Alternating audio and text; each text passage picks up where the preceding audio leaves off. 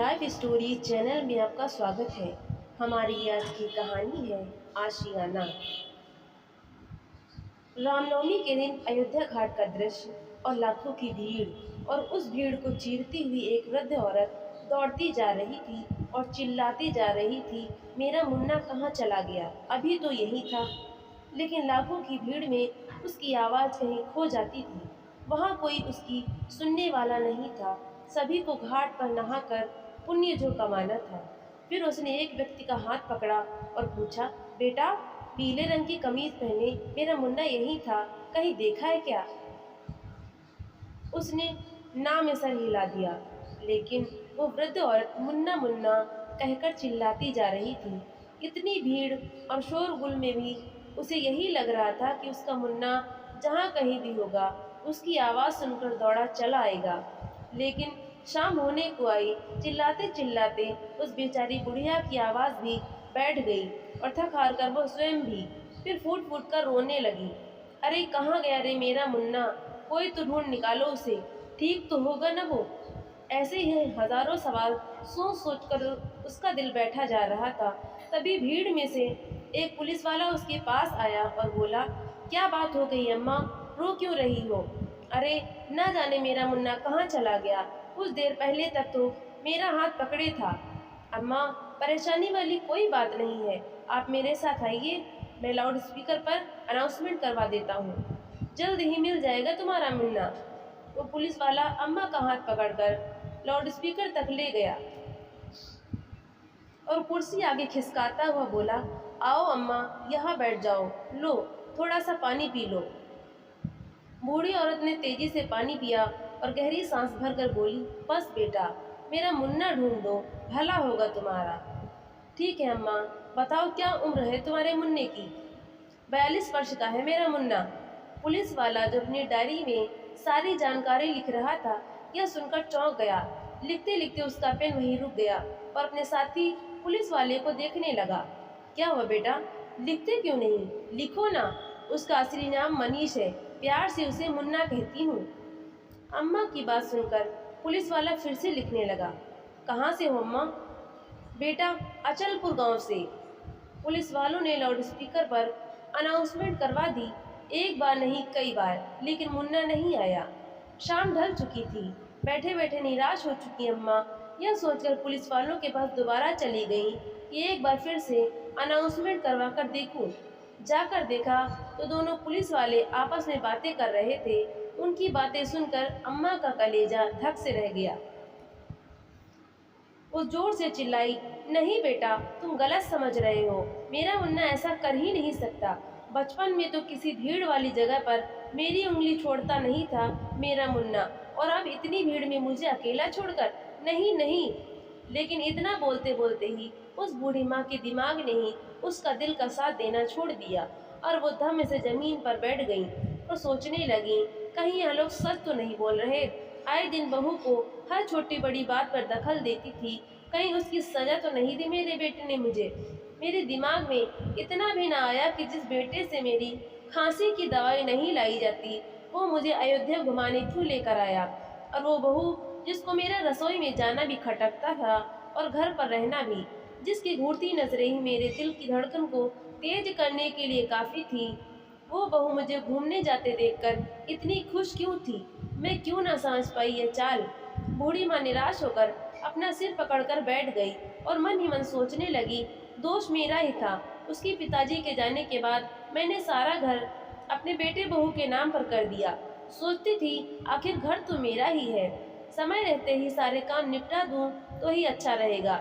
लेकिन मुझे क्या मालूम था मेरा अपना ही बेटा। सोच सोचकर बूढ़ी माँ का कलेजा मुंह को आ रहा था।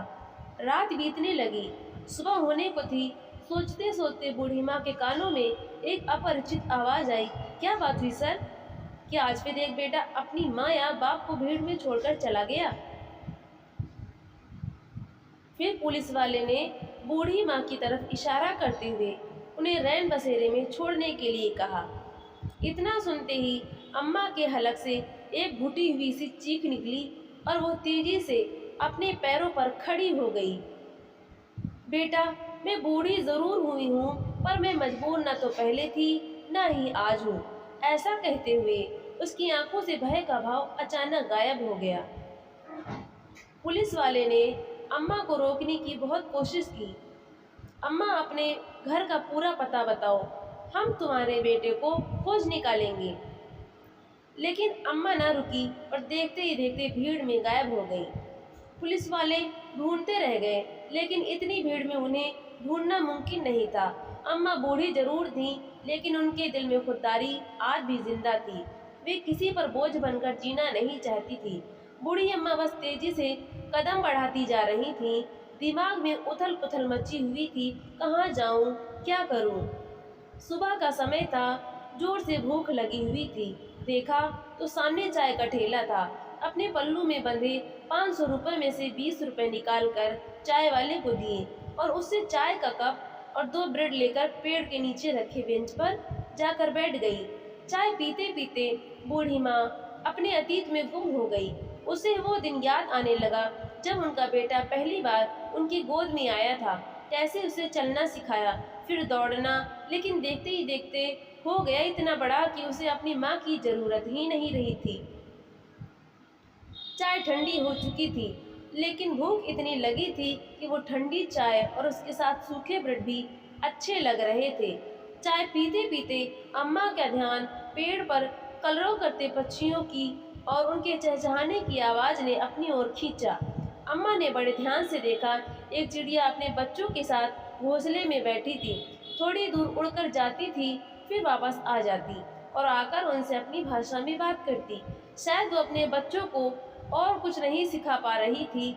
अपने बच्चों को उड़ना सिखाने के लिए चिड़िया ने उसे घोंसले से धक्का दिया तो वो डगमगा गया, लेकिन फिर खुद को संभालते हुए उड़ने की कोशिश करने लगा और अपनी कोशिश में कामयाब हो गया।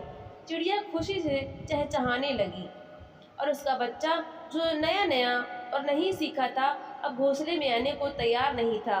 वो बस उड़ना ही चाहता था, मानो वो उसे बता रहा हो कि अब मैं अपनी देखभाल खुद कर लूँगा। बूढ़ी माँ यह सब देखकर सोचने लगी कि हम भी तो अपने बच्चों पक्षियों की तरह सब कुछ सिखाते हैं, लेकिन इन पक्षियों ने आज एक बात अच्छी सिखाई कि बच्चों को काबिल बनाना तो हमारा कर्तव्य है, लेकिन ना तो हमें बच्चों पर आश्रित होना चाहिए और ना ही बच्चों को खुद पर आश्रित रहने देना चाहिए। चलो, समय के साथ यह सीख भी मिलनी थी। ऐसा कहते हुए अम्मा उठकर चल पड़ी।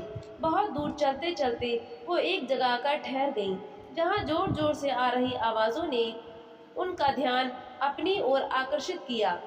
उस ओर देखा तो एक अधेड़ उम्र का आदमी खड़ा था, जो अपनी दुकान में चाय बनाते बनाते गुस्से में चिल्लाता जा रहा था और उसके पास खड़े लड़के उसे बोल रहे थे, मिश्रा जी, पराठे कब तक बन जाएंगे? हमें कॉलेज जाने के लिए देर हो रही है। अम्मा ने नज़र उठाकर देखा तो सामने ही एक बहुत बड़ा विश्वविद्यालय था। थोड़ी देर रुकिए, अभी बना देता हूँ। यह गधा नौकर भी धंधे के समय अपने गांव चला गया है, दुकानदार ने गुस्से भरे स्वर में कहा।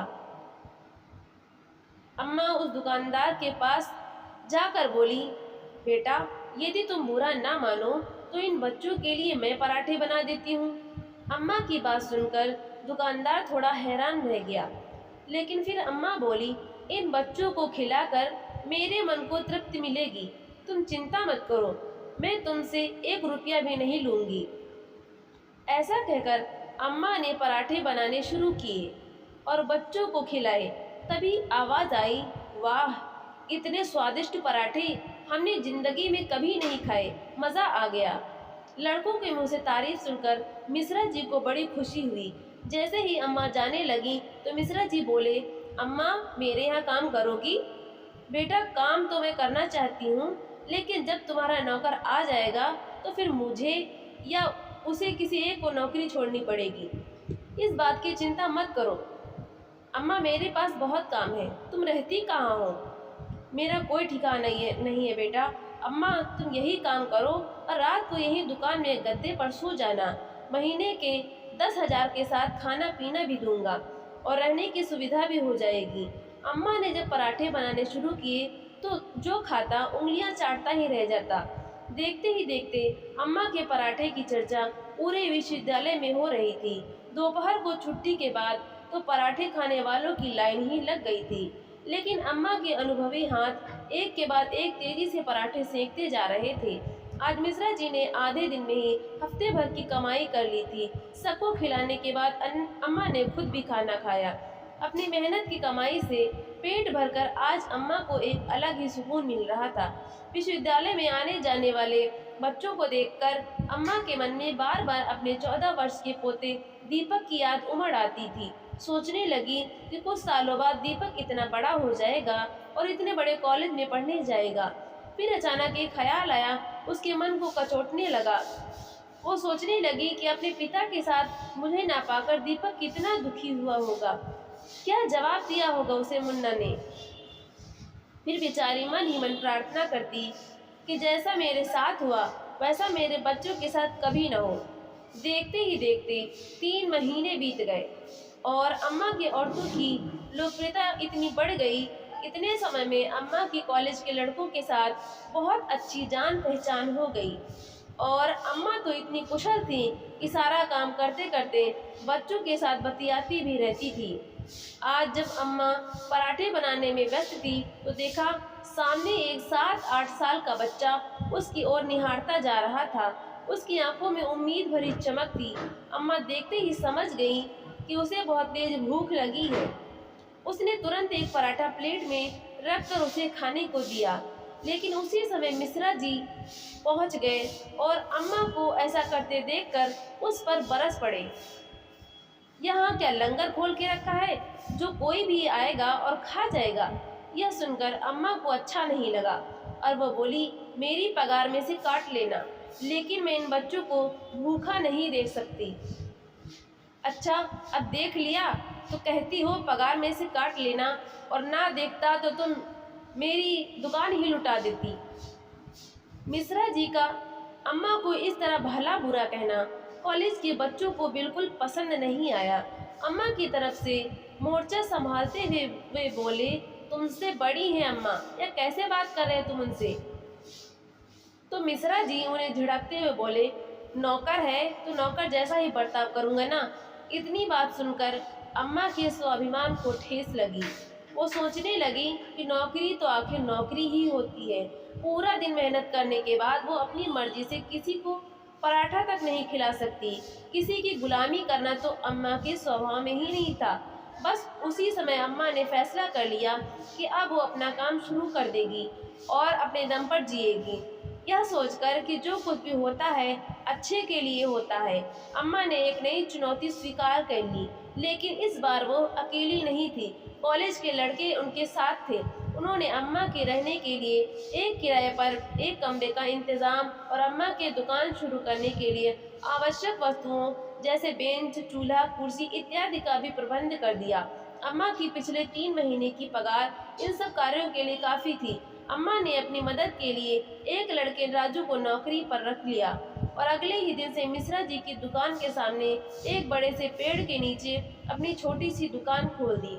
कॉलेज के बच्चों ने अम्मा की दुकान का जोर शोर से स्वागत किया। राजू ने दुकान के पास लगे पेड़ पर एक तख्ती लटका दी जिस पर चाय और पराठों के दाम लिखे थे। अपनी दुकान की हर चीज़ का दाम अम्मा ने मिश्रा जी की दुकान से कम रखा था। राजू अम्मा जी की अच्छी खासी मदद कर दिया करता था। पहले दिन ही उनकी दुकान को अपार सफलता मिली और वहीं मिश्रा जी की दुकान पर सन्नाटा छा गया था। उनकी आंखों में अम्मा के लिए कड़वाहट साफ नजर आ रही थी। अम्मा से बैर निकालने के लिए मिश्रा जी ने अपने पराठों का दाम तो आधा कर दिया, लेकिन हैरानी की बात तो यह थी कि कॉलेज के बच्चे आधे दाम पर भी उनके पराठे खाने को तैयार नहीं थे, क्योंकि जिसने एक बार अम्मा के हाथों के पराठे का स्वाद चख लिया वो कहीं और कैसे जा सकता था। अम्मा की दुकान खोले 2 दिन बीत चुके थे। तीसरे दिन सुबह जब अम्मा अपने दुकान पर आई तो देखा एक बेंच की 3 टांगें टूटी हुई पड़ी थी और मिश्रा जी की दुकान जल्दी खुल गई थी। उनके होठों पर व्यंग भरी मुस्कान थी। अम्मा समझ गई कि ये किसका किया धरा है, लेकिन अम्मा ने इसका भी हल निकाल दिया। उन्होंने बेंच की बचती एक टांग भी तोड़ दी और फिर अम्मा पराठे बनाने में जुट गई। आज फिर से मिश्रा जी मक्खियां मार रहे थे और अम्मा की दुकान की लाइन टूटने का नाम नहीं ले रही थी। मिश्रा जी की इन हरकतों को देखते हुए कॉलेज के कुछ लड़के, जो कि अम्मा के खास ग्राहक थे, छात्र संघ के प्रधान के साथ शाम को मिश्रा जी की दुकान पर पहुंचे और बोले, क्यों बे मिश्रा, बड़ा शौक चढ़ा है टांगे तोड़ने का? ये शौक तो हमारे प्रधान जी को भी है। आइंदा ऐसी हरकत हुई तो। उनकी बातों से मिश्रा जी के पसीने छूटने लगे। उस दिन के बाद से मिश्रा जी ने अम्मा का काम बिगाड़ने की कोशिश नहीं की और अम्मा का काम दिन ब दिन तरक्की की ऊंचाइयां छूने लगा। अम्मा की रसोई का स्वाद चखने दूर दूर से लोग आने लगे।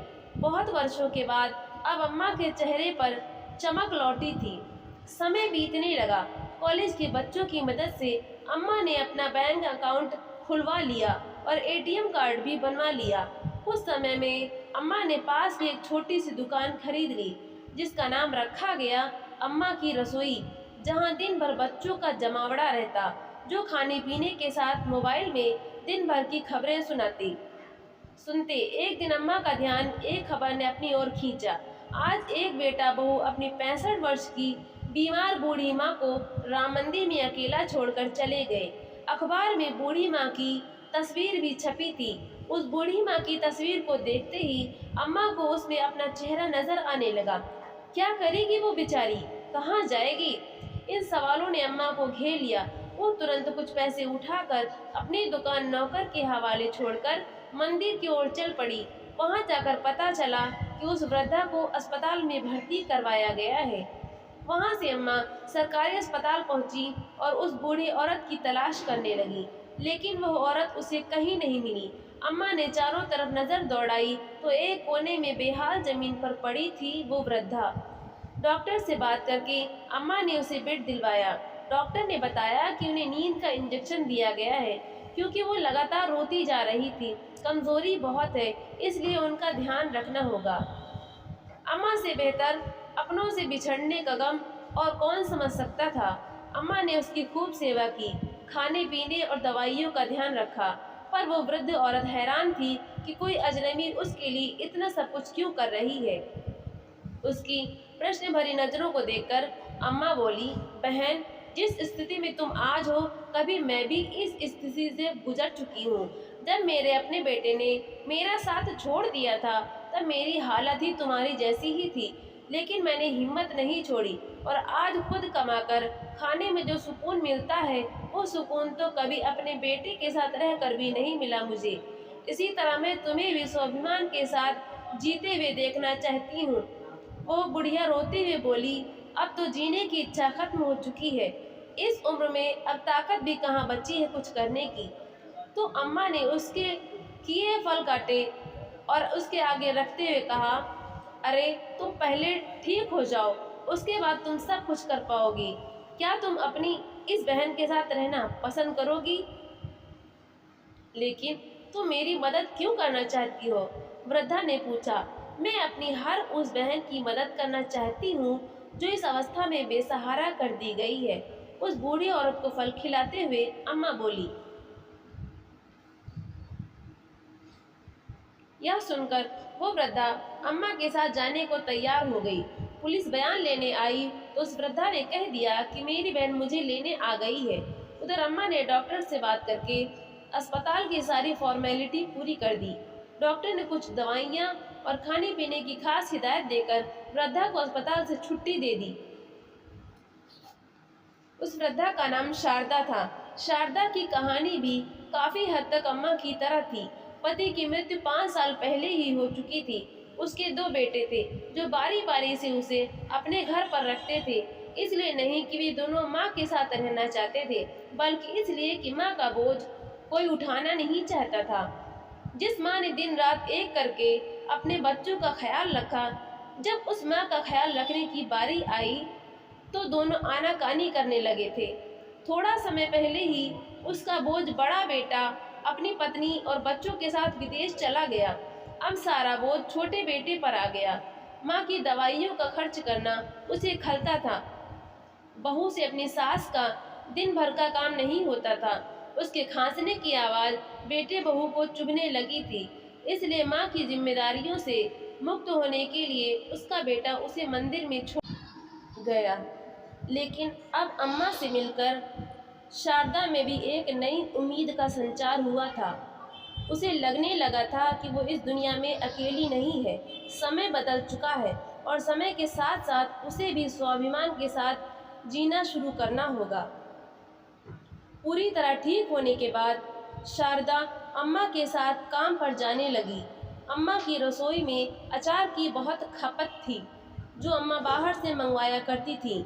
यह देखकर शारदा ने बताया कि वो बहुत अच्छा अचार और पापड़ बनाती है। यह सुनकर अम्मा को बहुत खुशी हुई। राजू को पैसे देकर अचार का सामान मंगवाया और शारदा ने ढेर सारा अचार बना दिया।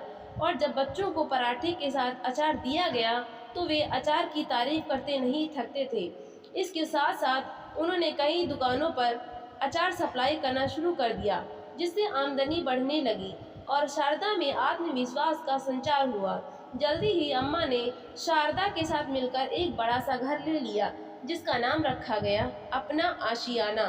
दोनों बहनों ने मिलकर एक मुहिम चला दी। कभी किसी सार्वजनिक स्थल पर कोई भी ऐसा बुजुर्ग मिलता जिसे मजबूरी के कारण घर छोड़ना पड़ता या रिश्तेदारों ने उन्हें बेसहारा छोड़ दिया हो, उन लोगों के लिए उनका अपना आशियाना हमेशा खुला था। धीरे धीरे उनके घर में नए सदस्य जुड़ने लगे। अचार के साथ शारदा ने पापड़ का काम भी शुरू कर दिया और सभी सदस्य मिलकर उनकी इस काम में मदद करते। अम्मा का घर छोड़े हुए 6 साल बीत चुके थे, लेकिन आज वो संतुष्ट थी। अपने साथ साथ वो दूसरों की जिंदगी संवारने का जरिया बन रही है। आज अम्मा जब पराठा बनाने में व्यस्त थी तो उसे एक आवाज़ सुनाई दी, अम्मा बोलो बेटा, क्या चाहिए? मुझे मेरी दादी अम्मा चाहिए।